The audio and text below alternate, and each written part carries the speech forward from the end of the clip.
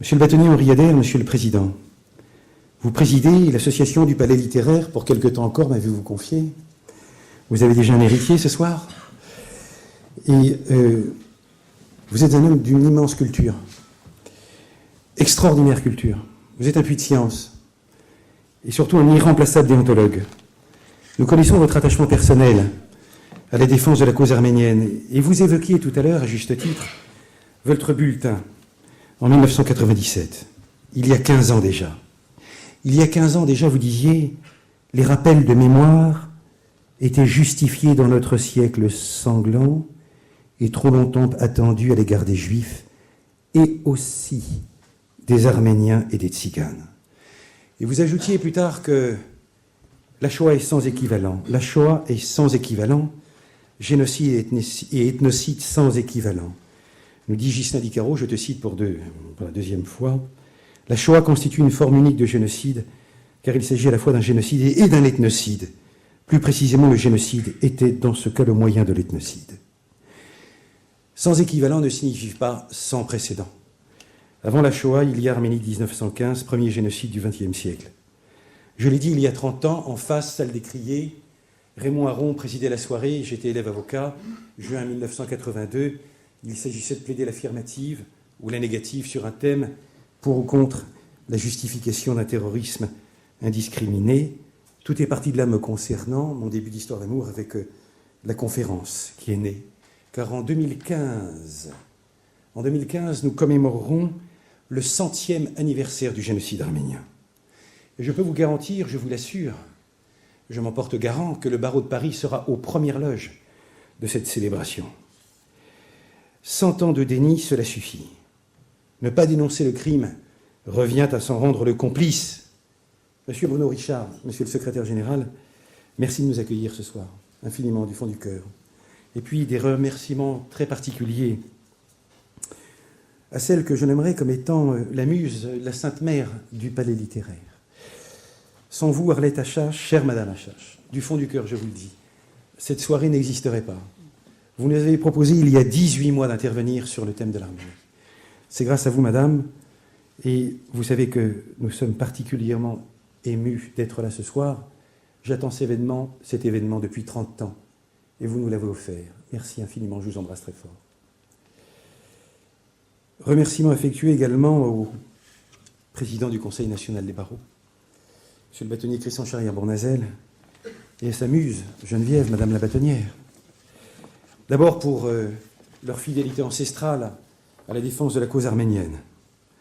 Car n'oublions pas, et vous le savez, certains s'en souviennent, la présence du bâtonnier Christian Charrière-Bournazel, le 17 janvier 2007, à la Mutualité, nous discutions, il soutenait la thèse de la pénalisation de la négation du génocide arménien. Il y avait François Hollande, monsieur le président de la République, et Bernard-Henri Lévy. Bernard-Henri Lévy, dont on ne sait pas qu'il est un orateur exceptionnel, le bâtonnier Christian Charrière-Bournazel le confirme encore, exceptionnel orateur, la télévision déforme les personnalités malheureusement, et un homme de courage, un orateur de talent, un orateur de courage, qui nous a dit que le négationnisme était le stade suprême du génocide. Il nous l'a répété, car nous l'avons vu un peu partout après dans différentes manifestations. Et puis le président François Hollande, qui à l'époque, François Hollande, nous disait qu'il fallait pénaliser la négation du génocide. Monsieur le président de la République, vous êtes un homme de conviction et nous savons que vos promesses de campagne n'engageront pas seulement celles et ceux qui y ont cru, mais vous-même. Nous sommes impatients. Nous attendons une nouvelle loi. Nous vous avons écouté le 24 avril 2012 avec le bâtonnier Christian Charrière-Bournazel. Vous avez fait un discours admirable. Il y a aussi le président de la République, Nicolas Sarkozy, qui en tant que chef de l'État s'est exprimé. Voilà un autre orateur remarquable. Ce jour-là, en tout cas, on a un discours exceptionnel. Et je le dis de manière totalement désintéressée. Et il est piquant de constater, et vous devinerez le thème de cette soirée, que chaque année, la commémoration du génocide arménien se fait devant la statue de Komitas. Komitas, qui était un musicien, un poète, qui a vécu les horreurs de 1915 et qui est mort fou à Paris parce que ces horreurs l'avaient rendu fou. Komitas, auquel Sévactor Ossian rendra hommage dans quelques instants. Et puis, cher Christian, je voudrais te rendre hommage, un hommage particulier. Tu nous as missionnés, nous, les avocats du barreau de Paris, tes membres du Conseil de l'Ordre, pour assister en Turquie au procès d'un autre poète disparu, assassiné, Hrant Dink, écrivain, homme de talent, journaliste, poète aussi à ses heures.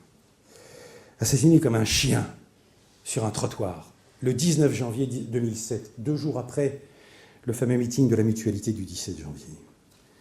Toi, Christian, qui t'es déjà rendu à de nombreuses reprises en Turquie depuis 20 ans pour défendre à l'époque les Zena et beaucoup d'autres, puis tu t'y es rendu encore avec Paul Nemo, récemment, en ta qualité de président du Conseil national des barreaux, pour obtenir la libération de 40 avocats turcs emprisonnés en Turquie.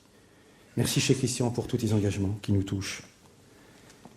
Et car, grâce à ces missions, j'ai vécu des instants exceptionnels avec Alexandre Koyoumjian, Alexandre Aslanian, Rose-Marie Frangulian, Virginie Dussène et beaucoup d'autres, la Fajad, dont le bâtonnier Henri Adair parlait tout à l'heure.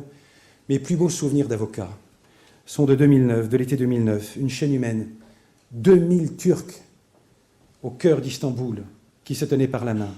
Nous étions de la partie, nous nous tenions par la main avec nos frères turcs. À ce frère démocrate turc, je dis, tu as une épine dans le pied, mon frère turc. Moi, j'en ai une dans le cœur.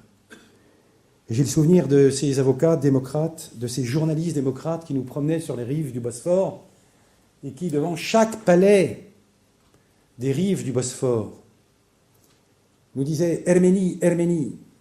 Et ils voulaient nous signifier, nous le savons, mais eux le disent, ce sont nos amis turcs qui le disent, que les architectes qui ont édifié ces palais, tous ces palais étaient tous arméniens. Car l'élément arménien, j'y viens, constitue l'élite de l'Empire ottoman.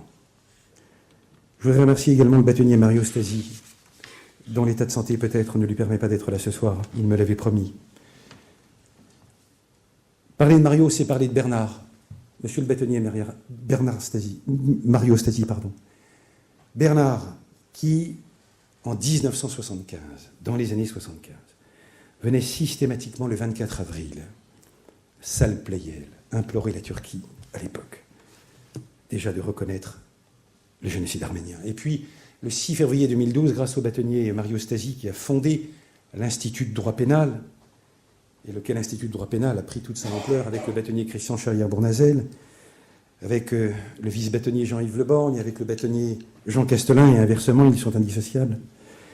Eh bien, nous avons débattu ici, le bâtonnier Christian Charrière-Bournazel était encore là, le vice-bâtonnier Jean-Yves Leborgne aussi, de faut-il, oui ou non, pénaliser la négation du génocide.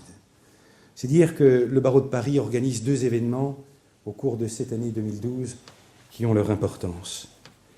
Merci, cher Mario, pour tes prises de position en faveur de cette cause arménienne. Et puis, un remerciement extrêmement affectueux au bâtonnier Jean Castelin, que j'aperçois ici.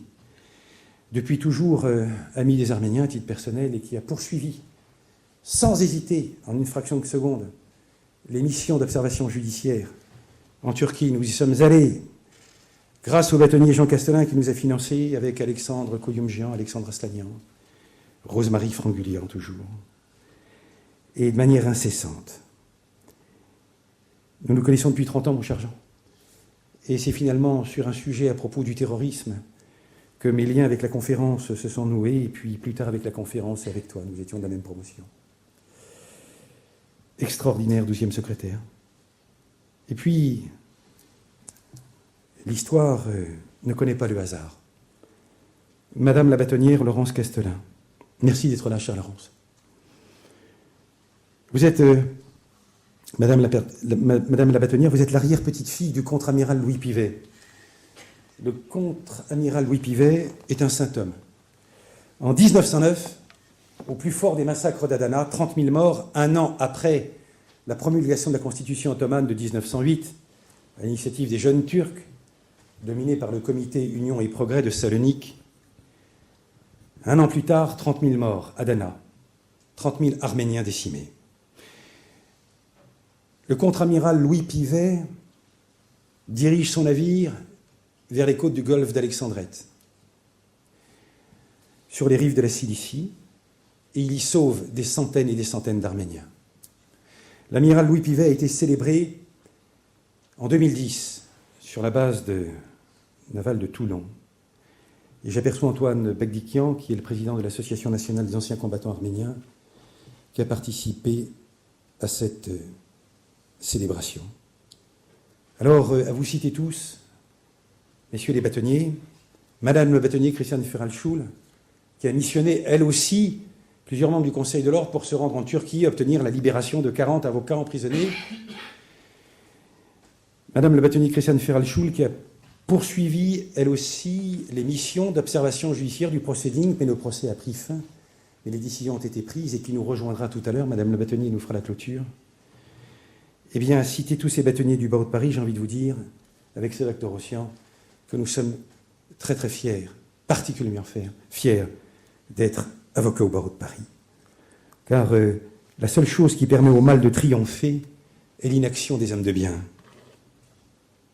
La parole, notre parole d'avocat, comme disaient les présocratiques, est l'ombre de l'acte, l'aube de notre engagement de défense et le crépuscule de notre combat.